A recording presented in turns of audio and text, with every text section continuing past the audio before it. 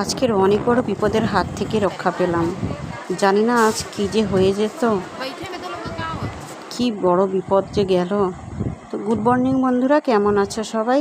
দেখো সকাল সকাল বেরিয়ে পড়েছি।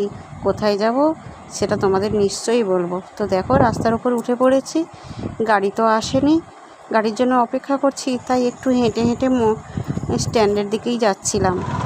তা গাড়িও চলে এসেছে, গাড়িতে উঠে পড়েছি।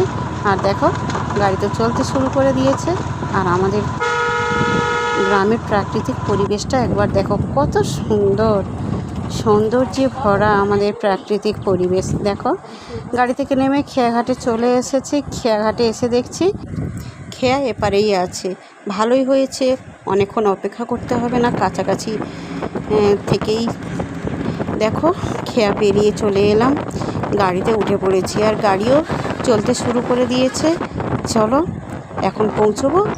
এখন তো যাব ক্যানিং পর্যন্ত। তা ক্যানিংয়ে যাওয়ার পথে দেখো একটা কত সুন্দর টেম্পল, তো জানি না কোন দেবতার মন্দিরটা, খুব সুন্দর দেখো বন্ধুরা, তাই তোমাদের সাথে শেয়ার করলাম। আর ক্যানিংয়ে পৌঁছে গেছি, জানো তো, গিয়ে খুব খিদে পেয়ে গেছে। এখন কি খাবো, তাই দেখি কচুরি আর ঘুগনি খেয়ে নিলাম। নিয়ে ট্রেনে উঠে পড়েছি। আর সঙ্গে সঙ্গে ট্রেনও ছেড়ে দিয়েছে। তো ট্রেনে উঠে টিটি দেখি, উঠে টিকিট চেক করলো। দেখো টিকিটের টিক মেরে দিয়ে চলে গেছে টিকিট চেক করে। আর ট্রেনে আমার সঙ্গে যাচ্ছে আমার বোন আর বোনের মেয়ে, যাচ্ছি আমরা এখন তিনজনে মিলে যাচ্ছি। আর এখন লক্ষ্মীকান্তপুরেও পৌঁছে গেছি। বন্ধুরা এইবারে আসবে সেই বড় বিপদ। কি যে ভয়ানক বিপদ আজকের মাথার ওপর দিয়ে গেল। কপালটা আমাদের অনেক ভালো ছিল, তাই আমরা সবাই খুব ভালোভাবে সুস্থভাবে বাড়ি পৌঁছতে পেরেছিলাম।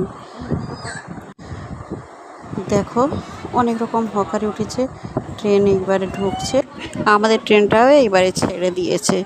ছেড়ে দেওয়ার পরে বন্ধুরা উদয়নারায়ণপুরে আমরা পৌঁছে গেছি। পৌঁছে গিয়ে যখন দেখি সব মানুষ ট্রেন থেকে নেমে যাচ্ছে, দেখলাম একটা বগিতে আগুন ধরে গেছে ইঞ্জিনে।